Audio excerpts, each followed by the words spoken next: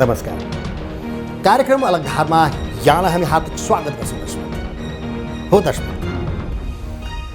सहकार्यात्मक अवधारणाबाट सहकारी शब्दको जन्म भएको छ। एक अर्काको सहयोग गर्ने हेतुले समुदायमा विभिन्न व्यक्तिहरू सङ्गठित भई सहकारी निर्माण गरेको हुन्छ दर्शक। यसको अवधारणा छरिएर रहेको श्रम, श्री, प्रविधि र पुँजीलाई एकीकृत गर्नु हो दर्शक। तर नेपालमा पछिल्लो समय यसलाई केवल व्यापारको रूपमा हेरिँदा लगानीकर्ताहरू अहिले चेपुवामा पर्न थालेका छन्। हामी सन्दर्भ जोड्न खोज्दैछौँ सहकारीमा मौलाएको लुटतन्त्र। आफ्नो कमाइलाई आफ्नो भन्न नपाइने ठग तन्त्रले सिङ्गो सहकारी व्यवसाय नै धरापमा पर्ने स्थिति देखिन्छ। बाँकी अलग धारको यो रिपोर्टमा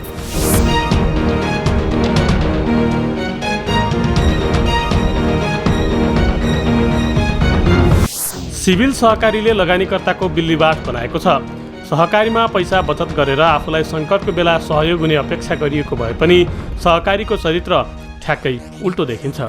19 अरबको सम्पत्ति यदि उहाँसँग यहाँ छ, नेपालमा छ भने त्यो कहाँबाट जोड्नु भयो त भन्दा सबै उहाँले त्यो सम्पत्ति जोड्नुभयो। सिभिल कोअपरेटिभमा पैसा आउने, त्यहाँबाट उहाँले त्यो निजी त्यो धितोसितो नराखी उहाँले त जे गर्न मन लाग्छ गर्नुभएछ। अनि फेरि त्यो आफ्नो मात्रै मान्छे राखेर म्यानेजमेन्ट आफ्नो भएपछि अध्यक्षले उहाँले यति चाहियो भने अध्यक्षले तोक लगाइदियो दिनु भनेर भनिदियो अनि लानुभयो। फेरि अध्यक्ष चाहिँ कस्तो रहेछ भने केशवलाल श्रेष्ठ र उहाँ चाहिँ पार्टनर रहेछन्। ती उहाँका निजी कम्पनी जतिवटा छन् दुईजनै पार्टनर। फेरि पैसा दिने ऋण माग्ने एउटा, पैसा दिने अर्को। तर जो पैसा जान्छ त्यो पैसा कहाँ गयो भनेको उनीहरूकै दुईजनाकै कम्पनीमा गयो। अनि त्यो कम्पनीले पैसा नतिर्ने, अनि नतिरेपछि अरू मान्छेहरूले पाएन। अब यहाँ 2000 भन्दा बढी मान्छेहरू चाहिँ बुढाबुढीहरू छन्। अब ती कतिजना त मरि पनि सके, कोही 90 वर्ष आछन्, कोही बिरामी भएर चाहिँ औषधि अस्ति एउटा ऊ आएको थियो एकजनाले चाहिँ ल एकदमै मेरो बुवालाई चाहिँ अपरेसन गर्नुपर्ने हो, पैसा भएन उज्जवल सर भनेर उहाँ उज्जवलजीलाई, मेरो नाम चाहिँ दिल्ली प्रसाद भट्टराई हो, तर उहाँलाई भनेर भने रहेछ। अनि अब उहाँले पनि के गर्ने, आफ्नो पकेटबाट पैसा दिने कि त्यहाँबाट तिराउने भन्दाखेरि त्यहाँ जाँदा पैसा दिँदैन। अब भनेपछि मान्छेलाई बिल्लीबाठै बनाएको छ। धेरै जसो रिटायर्ड मान्छेहरूले पैसा राखेका छन्। दुवाना जग्गा थियो नारायणथानको, अनि बुढोले बेच्नु भयो। अब अनि बुढोले पैसा सिद्धाउँछन् भनेर मैले चाहिँ नि यहाँ ल्याएर जतन हुन्छ, आफ्नो पैसा सुरक्षा हुन्छ भनेर राखेँ। अलिकति ब्याज पनि बढ्यो भने अनि एउटा फेरि जग्गा बेचे पैसा जग्गैमा हालौँला, छोरो एउटा छ, अरू सम्पत्ति भन्ने मेरो त्यति हो। अनि त्यसो गरौँला भनेर यहाँ राखेँ। अनि एकतिर जग्गा भेटेर अब त्यो किन्छु भनेर निकाल्न आउँदाखेरि पैसा दिने भएन उहाँहरूले। अनि अब अलि 10-20 हजार यताउति गरेर लया खाँदै ठिक भयो। अलिकति मेरो ऋण पनि छ। अनि बुढोले नि सधैँ मलाई अब किचकिच परिरहेको छ नि त, जग्गा बेचे पैसा तँलाई दिया हो, अब घर खर्च चलाउनु नि आम्दानी पनि छैन। अनि भनेर अस्ति मेरो बुढोलाई कोरोना लागेको थियो। कोरोना लाग्दा नि उपचार नि गर्न पाइएन। अब यहाँ पैसा चैतदेखि अलिअलि दिने नि बन्द गर्यो। पुल्चोक इन्जिनियरिङ कलेजको प्राध्यापकबाट अवकाश पाएका 82 वर्षीय विश्वनाथ सिन्हाले बुढेसकालको सहायताका लागि भन्दै आफ्नै विद्यार्थी सिभिल सेभिङ एन्ड क्रेडिट कोअपरेटिभका पूर्व अध्यक्ष इच्छाराज तामाङको भरोसामा करिब 10 वर्ष अघि पैसा जम्मा गर्नुभएको थियो। सिभिल इन्जिनियरिङबाट नै सुरु भएको हो। त्यहीँबाट र केशव र ईश्वरराज इच्छाराज तामाङ मेरो विद्यार्थी हुन् र मैले धेरै राख्दाखेरि सर म सर नै भन्थेँ, सर मेरो पैसा जिन्दगीभरको कमाइ हो, मलाई बहु घर तर सबै होइन जिन्दगीभर कमाइ पेन्सन सबै राखेको छु। अहिले बुढेसकालमा एक पैसा दिनँ, दुईचोटि चेक दिएको छ, बाउन्स भएर 3 चोटि 3 लाखको चेक चाहिँ दिएको छैन। बिरामी छु। अब बुढेसकालको 2 पैसा होला भनेर जिन्दगीभरको सबै त्यहाँ राखेको छु। जाँदाखेरि त्यहाँ गाली गर्छ, किन त्यो बिनियामा किन गयो भने भन्छन्, कता गयो भने भन्छन्। अब के गर्ने, कता जाने हो। म त अलिकति बिरामी थिएँ, क्यान्सरको बिरामी। अनि म बाहिर दिल्लीमा चाहिँ ऊ गर्नलाई गएको थिएँ, उपचार गर्नलाई, त्यहाँ सबै गर्नलाई गएको थिएँ। अनि म यहाँ आएपछि मैले पैसा चाहियो भनेर मागेँ। अब पैसा चाहिँ पाइएन। नपाएपछि यो अनि म आफै इन्भेस्टिगेसन गर्न थालेँ के रहेछ भनेर भन्दाखेरि मैले अडिट रिपोर्ट पढेँ अनि अडिट रिपोर्टले एउटा अडिट 75-76 को अडिट रिपोर्टले के देखायो भने इच्छाराज तामाङले चाहिँ यो सहकारीबाट उनको निजी कम्पनीमा 8 अरब 57 करोड 38 लाख रुपियाँभन्दा बढी लगेको देखियो त्यो अडिट रिपोर्टबाट। अनि त्यो पैसा उहाँले फिर्ता गर्नुभएको छैन। अनि 7.5 अरबभन्दा बढी चाहिँ त्यो बचतकर्ताहरूलाई पैसा फिर्ता दिनुपर्छ। तर इच्छाराज तामाङले त्यो पैसा आफूले उहाँको निजी कम्पनीमा लगेर पैसा फिर्ता नदिएको हुनाले गत 2 वर्षदेखि उहाँले कसैलाई पैसा दिनुभएको छैन। अलिअलि गएर 2-4 हजार दिने बेग्लै कुरा, नत्र भने उहाँले दिनुभएको छैन। यो समस्या सिन्हा एक्लैलाई मात्र होइन, संस्थाका अन्य सदस्यहरूलाई पनि छ। सिभिल पीडित समूहका संयोजक उज्जवल सञ्जालका अनुसार सिभिलका करिब 3000 सदस्यमध्ये 2000 बढी सदस्यले लामो समयदेखि निक्षेपको सावा तथा ब्याज पाउन सकेका छैनन्। पैसा नतिर्ने, लम्ब्याउने, लिङ्गरिङ गर्ने, लामो समयसम्म तान्ने धारणा देखियो। किनभने हामीले पैसा जम्मा गरेको किन तिर्न नसकेको भन्दाखेरि उहाँहरूले पैसा छैन, यो लिक्विडिटी क्रन्च भयो भन्नु। लगानीकर्ताहरूले पटक पटक ताकेता गर्दा पनि सिभिलले सुनवाई गरेको छैन। निक्षेपकर्ताहरूको नियामक निकायमा ध्यानाकर्षण गराइरहेका छन्। नियामक निकायले पनि कुनै पहल कदमी लिन नसकेकोमा निक्षेपकर्ताहरू रुष्ट छन्। आफै साउ र आफै ऋणी भएर सिभिलमा समस्या आएको हो। सिभिलले सिभिल समूहकै संस्थापकका परियोजनामा कुल कर्जाको 90% लगानी गरेको छ।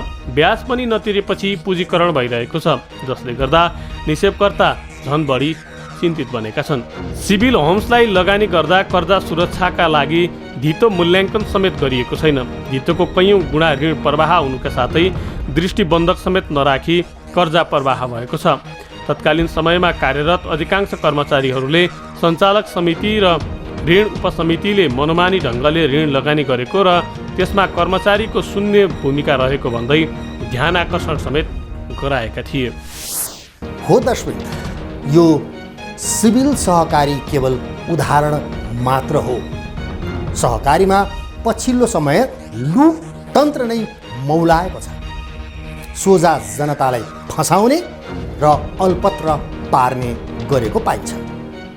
सिभिलकै नामबाट बैंक, होम्स लगायत बिजनेसको साम्राज्य नै बनाइएको छ। तर सोझा जनता मालिककै दास बनिरहेका छन्।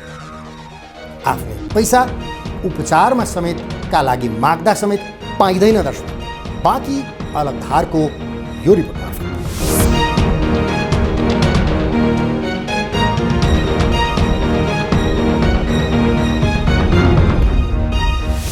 निक्षेपको अनुपातमा प्राथमिक पुँजीकोष कम भएको, तरलता पर्याप्त नभएको, एउटै व्यक्तिलाई पुँजी कोषको 10% बढी रकम प्रवाह भएको, नियमित प्राप्त हुनुपर्ने ब्याज पुँजीकरण भएको, सामूहिक नेतृत्वमा समुदायमा आधारित भएर कारोबार गर्नुपर्नेमा त्यसो नगरिएको, कर्मचारीले 2 वर्ष अघि ध्यानाकर्षण गराए पनि सुनवाई हुन सकेको छैन। सुनवाई नभएपछि 17 जना कर्मचारीले सामूहिक राजीनामा समेत दिएका थिए। त्यहाँका कर्मचारीहरूले अलिकति 2075 सालतिर एकदमै बेखुसी भएछन्। सबै माथिबाट डिसिजन गर्छ, यहाँबाट पैसा लगिन्छ। अनि त्यो सिभिल सहकारीको बिल्डिङ छ, त्यो बिल्डिङ पनि उहाँले उहाँको सिभिल ग्रुपको अर्को कम्पनीमा नामसारी गर्नुभएछ। भनेपछि उहाँले चल सम्पत्ति मात्रै लानु भएन, अचल सम्पत्ति पनि लानुभयो। अनि उनीहरूले चाहिँ त्यो कर्मचारीहरूले यो त बेथिति भयो भनेर चाहिँ उनीहरूले एउटा चिठी लेखेर, त्यो चिठीको फोटोकपी हामीहरूसँग छ, उहाँहरूले राजीनामा दिनुभएछ कतिजनाले। संस्थाको कार्यालय खुले पनि 2 वर्षदेखि कसैले पनि निक्षेपको सावा तथा ब्याज फिर्ता पाउन सकेका छैनन्। सिभिलले गत असार 4 गते सूचना जारी गरी त्रैमासिक ब्याज अधिकतम प्रतिशतमा दिने सहमति भए पनि ऋण उठ्न नसकेको भन्दै केही समय धैर्य गर्न निक्षेपकर्तालाई आह्वान गरेको थियो। बागमती प्रदेशले लकडाउन अघि समिति बनाइदिएको थियो।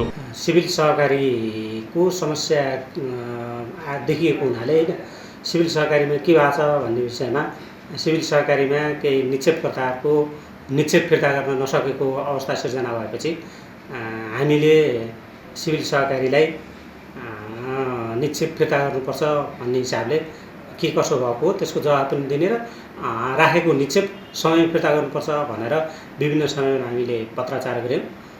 पत्राचार गरिसकेपछि केही रकम सिभिल सहकारीले फिर्ता गरेको भन्ने हिसाबले हामीलाई जवाफ पनि दियो र त्यसपछि हामीले प्रकाश चापागाई कानुन अधिको संयोजकत्वमा 2 सदस्यीय टोली संस्था निरीक्षणको लागि पठायौँ। संस्था निरीक्षणमा गइसकेपछि उहाँहरूले संस्थाको विविध क्रियाकलाप पनि हेर्नुभयो र त्यहाँ चाहिँ निक्षेपकर्ताकै बाहुल्यता रहने गरी एउटा समिति पनि गठन गर्नुभएको छ। त्यो समिति अहिले पनि क्रियाशील रहेको अवस्था छ। समितिले काम गरेको छ र सानो सानो निक्षेप रकम फिर्ता भइरहेको छ भन्ने विवरण पनि संस्थाले लिखित रूपबाट यहाँ पठाएको अवस्था छ। बागमती प्रदेश रजिस्ट्रार कार्यालयले निक्षेपकर्ताको तर्फबाट 4 जना र सञ्चालक तथा व्यवस्थापकका तर्फबाट 3 जना गरी 7 जनाको समिति बनाएर निक्षेप फिर्ताको पहल लिएको थियो। सम्झौता अनुसार निक्षेपकर्ताले रकम पाउनुपर्ने भए पनि त्यसो नभएको निक्षेपकर्ताको गुनासो छ। 2 वर्षदेखि हामीले चाहिँ कुनै ब्याज र अथवा हाम्रो म्याच्योर भएको हामीले डिपोजिट पाउन सकेको छैन हैन। हामीले भन्दाखेरि हामीले छैन सिटिसी मल बेचे पनि दिन्छु, यस्तो गर्छु उस्तो गर्छु, पैसा छैन भनेर भन्छ। वास्तवमा सिटिसी मल बेचेर पनि उनीहरूले पैसा कहाँ लुकायो त्यो पनि हामीलाई थाहा छैन। अनि तै पनि हामीले पाएन हैन। अनि अलि ठुलो स्ट्रङ बोली पनि हामीले धम्की दिन्छ, तिमीहरूलाई बोल्नेहरूलाई तिमीहरूलाई पैसै दिने भनेर हामीलाई धम्की दिन्छ हैन। अब हामी यस्तो एजमा हाम्रो पैसा जो छ, यस्तो एजमा हामी यो पैसा हाम्रो जीवनको लास्ट पुँजी हो, यो हाम्रो जीवनको लास्ट डिपोजिट हो के यो।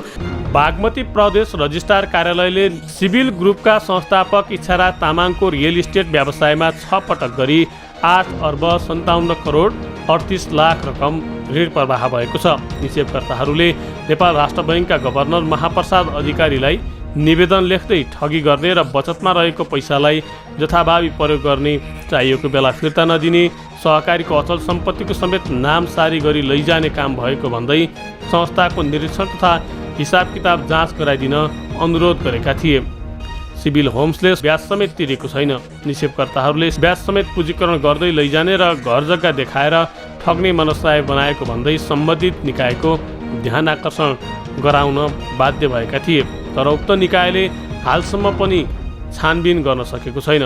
यहाँ अरबको कुरा पर्यो छ, मान्छेसँग करोड रुपियाँको पैसा छ, अनि उहाँले 15,000 रुपियाँ 10,000 रुपियाँ दिएर त त्यो कहिले समस्याको सल्भ हुने भएन। तर उहाँसँग पैसा नभएर पनि होइन, उहाँ आफ्नो सम्पत्ति 19 अरबको छ भनेर पनि भन्नुहुँदो रहेछ कति ठाउँमा। तर त्यो पैसा कहाँ राख्नु भएको छ भन्दाखेरि ल मेरा सिभिल मल छन् ऊ छन् भनेर, त्यो त उहाँको निजी कम्पनी हो नि। त्यो कम्पनी निजी कम्पनीमा पैसा भएर त्यो कि चाहिँ धितो राखेर लानुपर्ने थियो, उहाँले त धितो नराखी लगेको छ। त्यो त बाबुले पनि छोरालाई त्यसै पैसा दिँदैन। तर उहाँको कस्तो हो भने उहाँको श्रीमतीको मामा चाहिँ अध्यक्ष बनाएको छ अहिले। पहिला 10 वर्ष उहाँ आफै अध्यक्ष हुनुहुँदो रहेछ। त्यसदेखि 57देखि 67 सालसम्म उहाँ आफै अध्यक्ष। त्यहाँबाट उहाँ सिभिल ब्याङ्क खोलेपछि उहाँ यतापट्टिको अध्यक्ष भएपछि दुईतिर अध्यक्ष हुन नपाइने हुनाले अनि त्यही आफ्नै फ्यामिलीभित्रको मान्छे श्रीमतीको मामालाई त्यहाँ अध्यक्ष बनाउनु भएको रहेछ।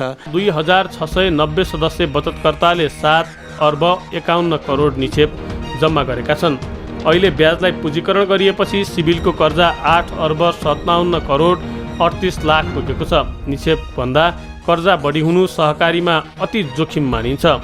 त्यही कारण अरू सदस्यले ऋण पाउन सकेका छैनन्। संस्थाको आर्थिक वर्ष 2074-75 को अन्तिम लेखा परीक्षण प्रतिवेदन अनुसार संस्थाले 8 अर्ब 13 करोड 67 लाख रुपैयाँ कर्जा मध्ये सिभिल होम्स प्रणाली, सिभिल अपार्टमेन्ट प्रणाली, सिभिल इस्टेट प्रणालीमा गरी 7 अर्ब 43 करोड रुपैयाँ लगानी गरेको देखिएको थियो।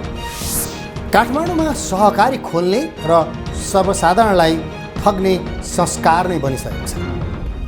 अर्थात् नयाँ बनेका अधिकांश सहकारी संस्थामा भ्रष्टाचार मौलाएको हुन्छ। तर कानुनी निकाय कानमा तेल हालेर बसेको हुन्छ। बाँकी अलगधारको यो रिपोर्ट मार्फत।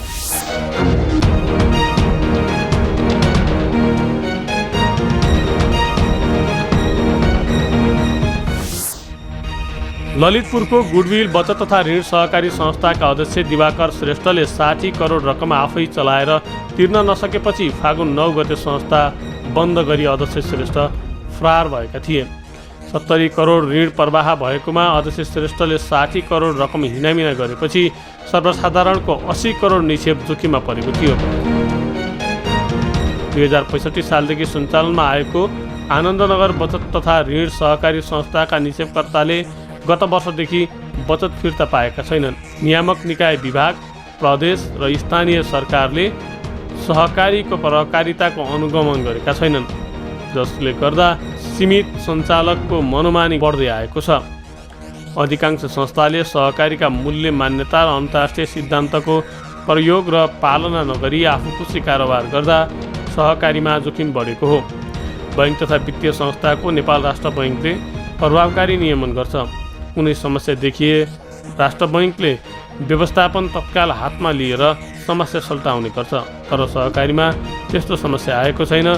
सरकारले समस्याग्रस्त सहकारी व्यवस्थापन समिति गठन गरी समस्या समाधान गर्ने प्रयास गरे पनि उपलब्धि देखिएको छैन।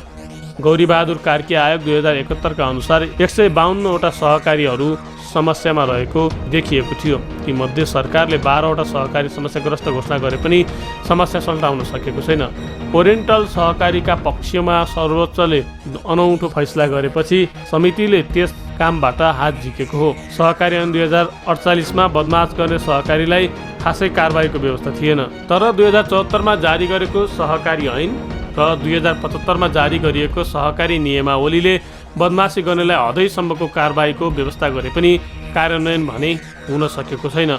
ऐनमा दण्ड र जरिवानाको स्पष्ट व्यवस्था भए पनि त्यस्ता बदमास गर्ने सहकारीका सञ्चालकलाई कारबाही हुन सकेको होइन।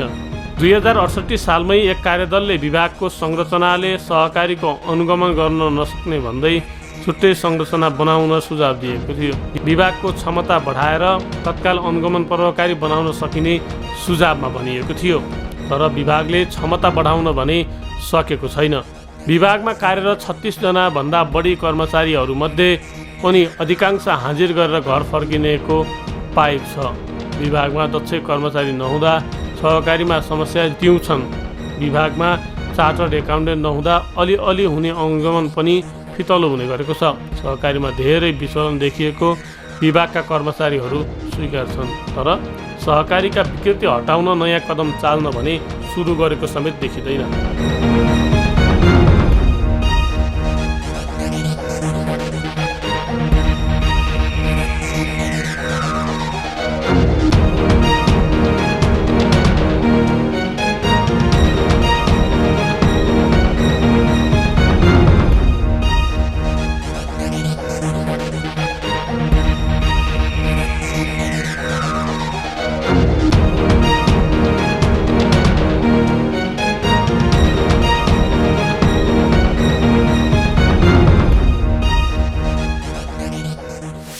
हो दर्शक, सहकारी विभागले 2 वर्ष पहिले प्रकाशन गरेको तथ्याङ्क अनुसार 29,886 वटा सहकारी संस्थाहरू नेपालमा छन्। त्यसमा नेपालको कुल जनसङ्ख्याको 28% व्यक्तिहरू समावेश भएका छन्। 44% पुरुष र 56% महिला आबद्ध रही 4 खर्ब 77 अर्ब बचत सङ्कलन र करिब 4 खर्ब अनि 26 अर्ब ऋण परिचालन भएको स्थिति देखिएको छ। कार्य सञ्चालन, नेतृत्व, विकास, सुशासन कायम र प्रतिनिधित्वका विषयहरूमा भने ख्याल गरेको पाइँदैन। दर्शक, सहकारीलाई लुटपाट निकायको रूपमा प्रयोग गरेको देखिन्छ। यो थियो आजको अलगधारको विशेष रिपोर्ट, जसलाई हाम्रा सहकर्मी एलबी विश्वकर्माले तयार पारेका हुन्। हस्त आजको अलगधारको प्रस्तुति यति। अलगधारको सम्पूर्ण एउटलाई बिदा दिनुहोस्। नमस्कार।